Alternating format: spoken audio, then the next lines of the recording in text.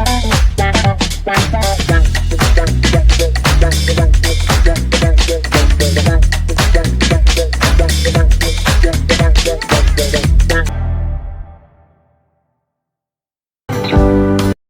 test is in 4-part, Part 1, Part 2, Part 3, and Part 4. Now look at Part 1. Part 1.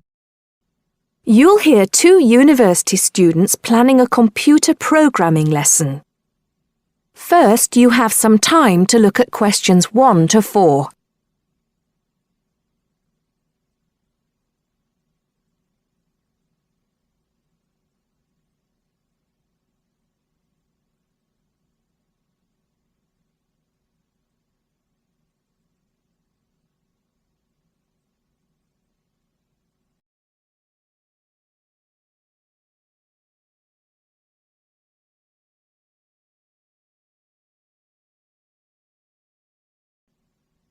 Now listen carefully and answer questions 1 to 4. Hi, Hardeep. Is now a good time for us to plan that computer programming lesson we've been assigned? Hey, Dawn. I was just thinking about that, actually. Yes, let's get it out of the way now, shall we? I've got the instructions here. So, it says, design a 45-minute lesson for a class of 16 teenagers where they learn how to write a simple computer program in BASIC. Now, I know, of course, that BASIC is the computer language people used to use back in the 1980s when they wrote programs on microcomputers, but I'm not sure I feel very comfortable teaching anyone about it. Well, I did a bit of research yesterday and found out quite a few things, so I think we'll be okay. Great. So, what do you have in mind? Well, I think we should presume that none of the kids will know anything about BASIC. So why don't we start with a short multiple-choice quiz? It could focus on things like what BASIC is, what the letters stand for, when people used it, things like that. That sounds good. I guess it shouldn't take long. Just the first 5 minutes of the lesson, something like that. I don't think we should make the students do it on their own, though. That'd make it too much like a test. Shall we let them do it in 2 so they can discuss their choices? Yes, good idea. Then we'll go through the answers with them as a whole group. Good. What next? Well, I've had an idea for the program they could write. I'll tell you about that in a minute. I think the key thing is, though, that before they actually sit at their computers, and I think we should presume that they're doing this lesson in a computer room, they make a flow chart of what they want the program to do. That's usually the best way to start writing a program. This flow chart will show all the different stages of the computer program, right? Exactly. It's probably best if the teacher stands at the board and everyone works on that together. Yes, otherwise they'll all come up with different flow charts and it'll get confusing. Precisely. I imagine making the flowchart will take about 15 to 20 minutes. Then they use that to write their computer program. Well, actually, I think there's a stage before that. You see, the flowchart will be in English. They're going to need to be taught a few basic commands so they can write their computer program. Now I'm getting out of my depth. What kind of thing would that be? Well, for example, when you want text to appear on the screen, the command is print in capital letters, followed by the text you want to appear in double inverted commas. Oh, yes. I think I've seen that before. Right. So they'll need to be taught 5 or 6 commands before they use them to write their program. Okay, so how shall we do that? With the teacher talking to the whole class again? Well, we could, but it might be more fun to make it more like a competition, where there are a few teams competing against each other. Each team has maybe 4 or 5 people in it, and they have to do some kind of matching task. You know, they match the command print with to make text appear on the screen, something like that. That sounds good. Teenagers love competing with each other. Exactly. And then, for the final part of the lesson, they use their flowchart and the commands they've learned to produce the program. Let's presume, shall we, that there are 8 computers in the room, so that's 2 students for each computer. That sounds reasonable. So, tell me more about your idea for the computer program they're going to write. Before you hear the rest of the conversation, you have some time to look at questions 5 to 10.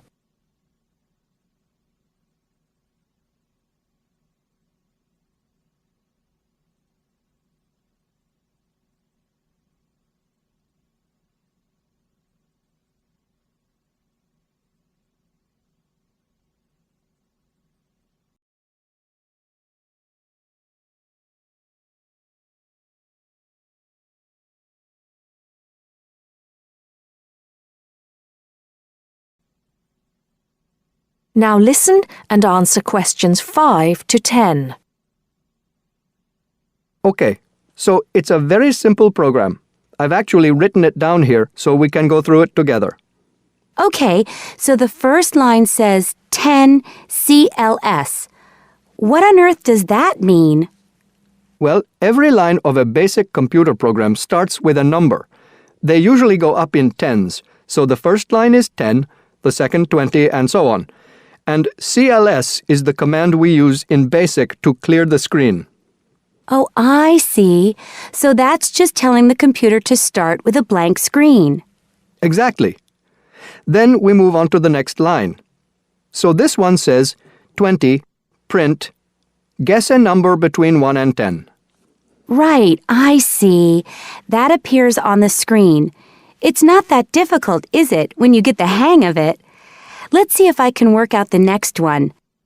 30, input I. Oh, not sure about that.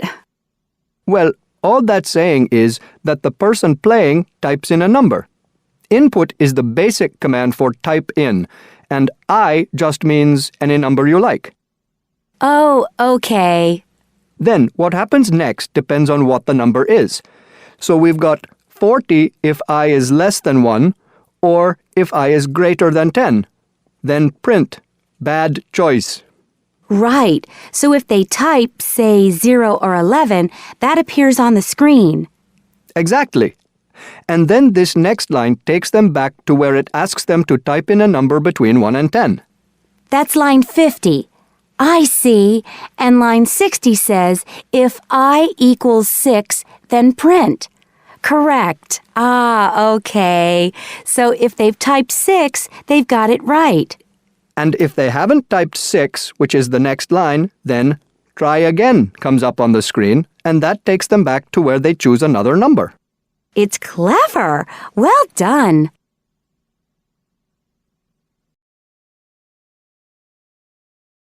That is the end of part 1. You now have half a minute to check your answers.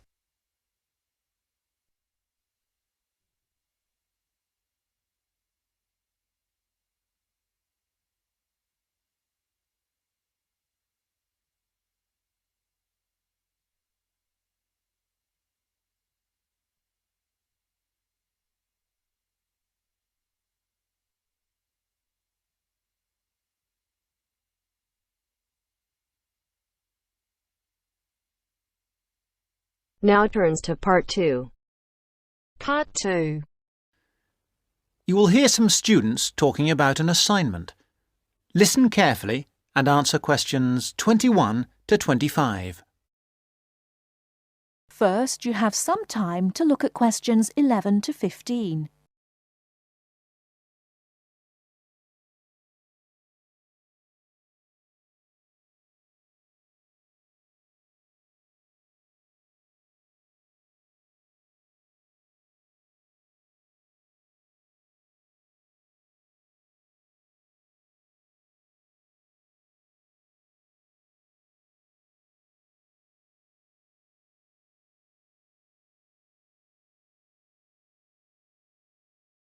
Now, listen carefully and answer questions 11 to 15.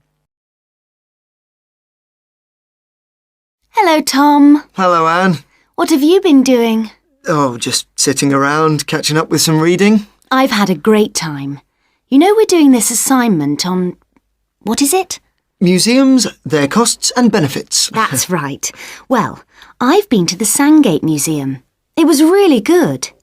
These local museums are really interesting because they connect people with the history of one special place. We all know about kings and emperors and battles and wars, but local museums tell us about the everyday lives of ordinary people, and that's why they are so important. I'm not so sure about that. I think they are of interest, but they're so small that they can't give a true picture. They do their best. I don't really agree. They do give a true picture, but perhaps not a full picture. It's the truth, but not the whole truth. I think the smallness is the number one problem. Because they're small and local, they attract few visitors. That's why they have so little money. And because they have little money, they can't buy or maintain many really interesting exhibits. As a result, the shop is almost as big as the museum to try to raise money by selling souvenirs, postcards, sweets and so on. I think they find it difficult, but not impossible. And don't forget, they get a lot of their exhibits free from local people. There was this boat, for example, that was fantastic. Really? What was that? There was a massive fishing boat, a real one, about 100 years old, and you could walk on it and get the feeling of what fishing in those days was really like. Sounds quite good. But I've always found that these kinds of museums are a bit dingy. For example, the display cabinets are so dark that you can hardly see the exhibits, and the labels are sometimes difficult to read.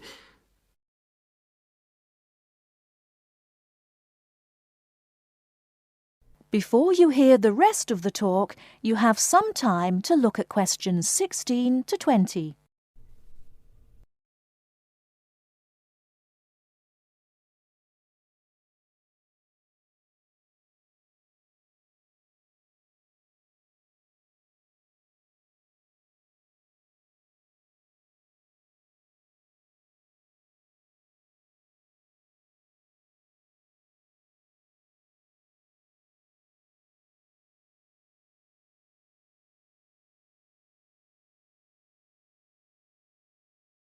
Now listen and answer questions 16 to 20.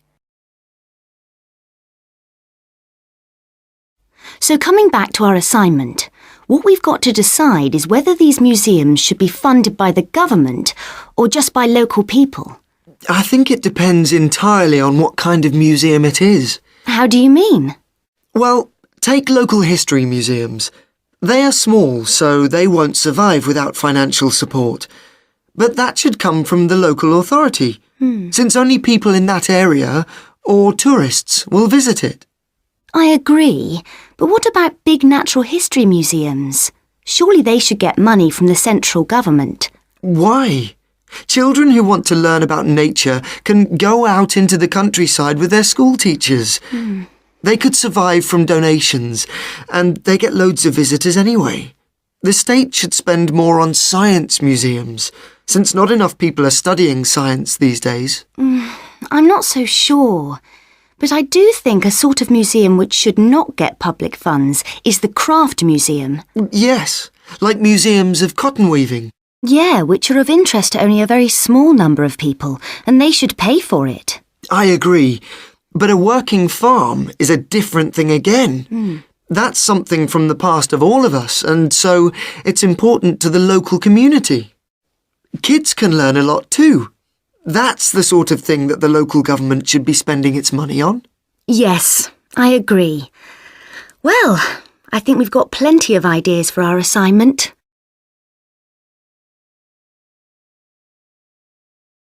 That is the end of part 2. You now have half a minute to check your answers.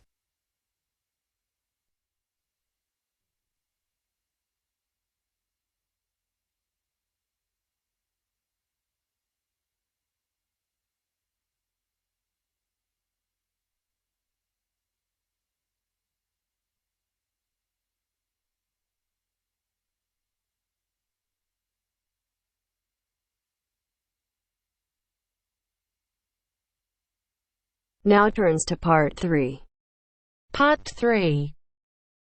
You will hear an interview with a wildlife specialist called Alison Sharp talking about bears.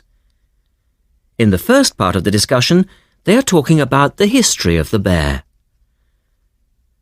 First, look at questions 21 to 23.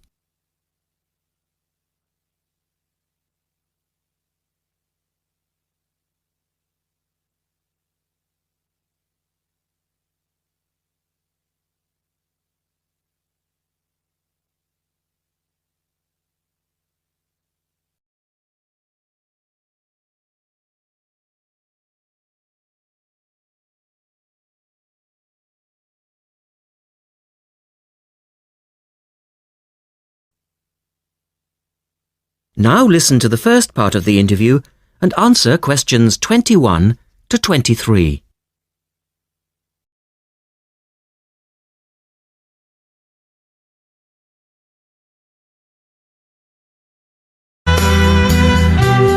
Alison Sharp has spent much of her life researching bears, and in particular, bears in danger of extinction.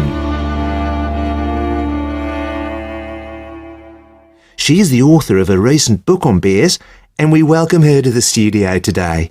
Thank you. Delighted to be here. First of all, can you give us a quick overview of the history of the bear family?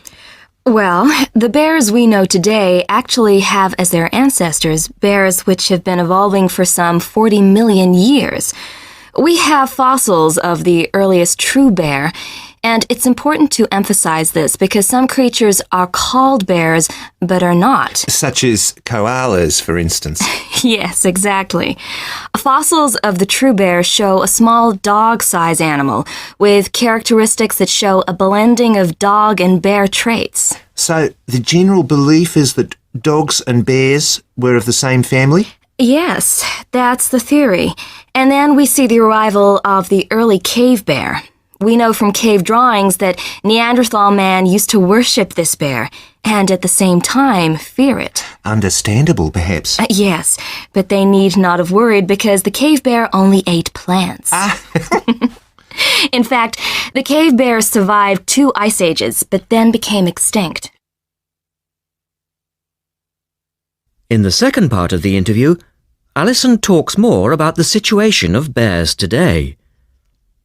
Look at questions 24 to 30 first.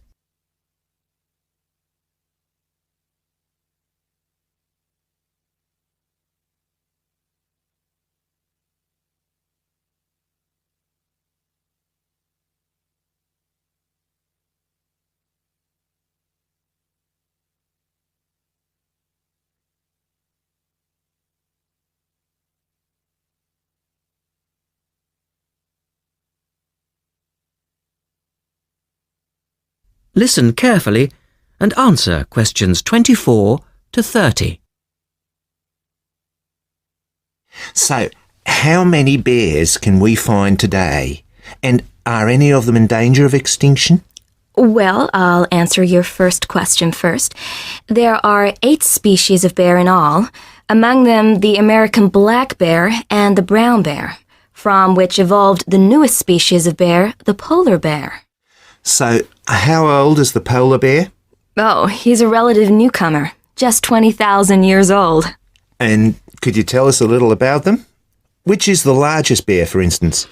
Well, the largest bear existing today is either the polar bear or the brown bear. Right. Don't we know?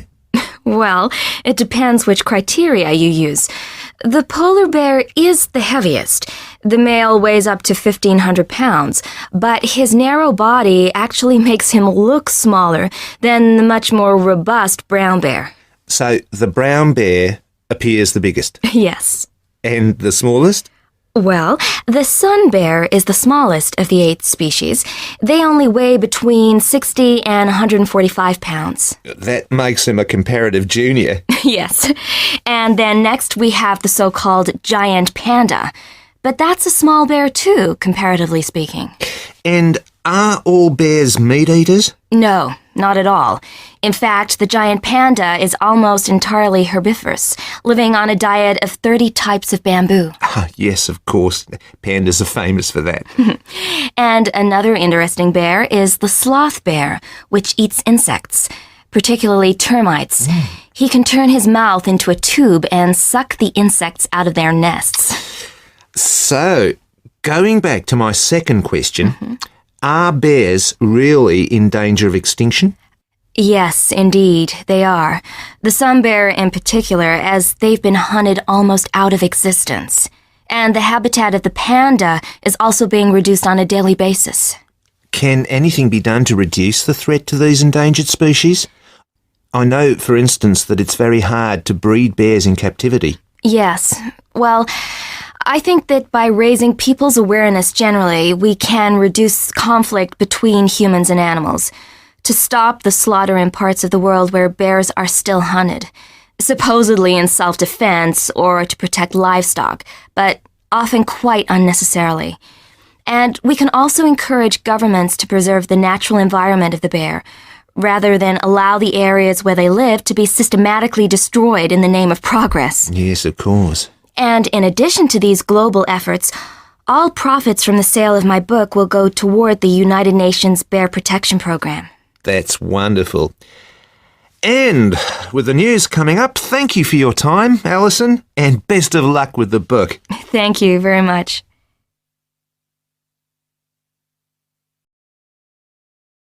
That is the end of part 3. You now have half a minute to check your answers.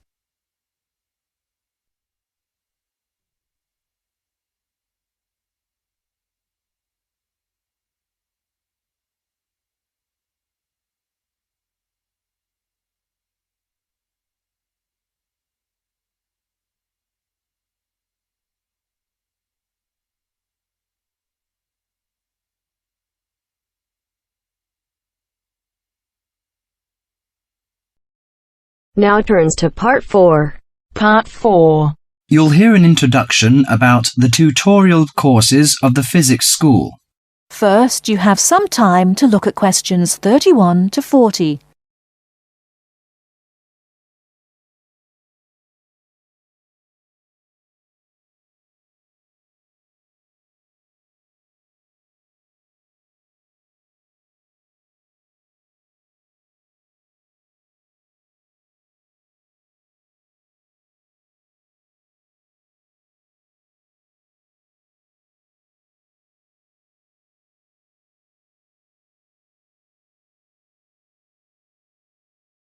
Now listen carefully and answer questions 31 to 40. Welcome to Orientation Week. This is the physics school session, and we'll welcome Professor Smith, the head of the school, to introduce you to the tutorial system. Welcome, Professor Smith. Thank you. You may have noticed life at university is totally different from that of school. For you, tutorials are an important part of the teaching program. Tutors are the primary contact between undergraduate students and the school. A tutor is the student's personal tutor as well as their academic tutor. Tutorials for physics undergraduates consist of 6 students who meet each week with their tutor for at least 50 minutes. For radiographer students, tutorials will normally consist of a group of about 10 students who will meet fortnightly with their tutor for a period of at least 50 minutes. In the first semester, the tutorials are during weeks 1 to 11. For semester 2, they are during weeks 14 to 24. Everybody involved is expected to be present and on time, and the tutor will also be available in week 12 and 25 to discuss problems that arise during revision, but attendance by students is optional. Now I'm going to introduce to you the stages and activities of the tutorials. The induction period is from week 1 to 3.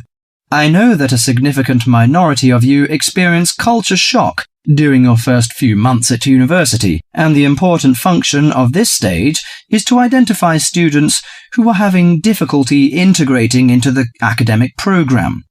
In particular, tutors should check your attendance of lectures, tutorials, laboratory sessions, and this sort of things. Tutors also help you tackle work in a systematic and effective manner. Stage 2 begins from the 4th week.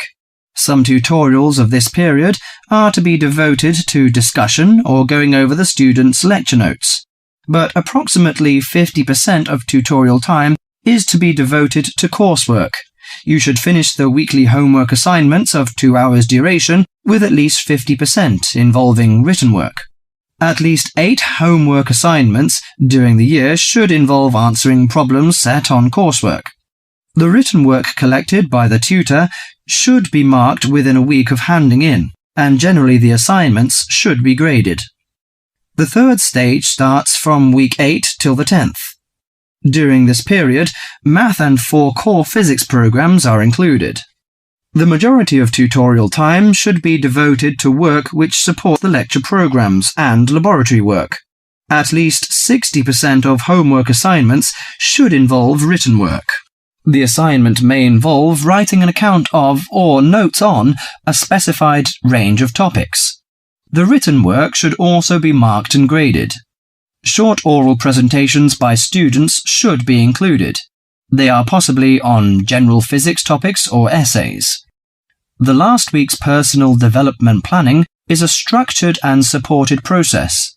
The primary objective for PDP is to help you to become more independent and confident, self-directed learners and encourage a positive attitude to learning throughout life. It is undertaken by yourselves to reflect upon their own learning, performance and achievement, and to plan for their personal, educational and career development.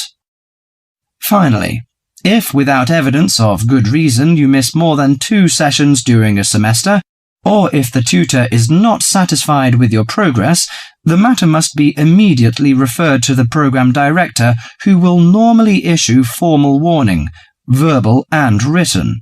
This will inform you that your place at university is under threat of withdrawal if no improvement is made. That is the end of part 4. You now have half a minute to check your answers. Our hearts beat to the city streets. We began to feel the fire. We rise like tall buildings as the chemicals, they take us higher. The night's young and it's just begun as she puts her hand in mine. We wanna chase the night, wanna dance to the light, pull stars from the sky, just 2 hearts running wild. Never sleep, never stop, as we shout from the top. We're gonna be 2 hearts running wild.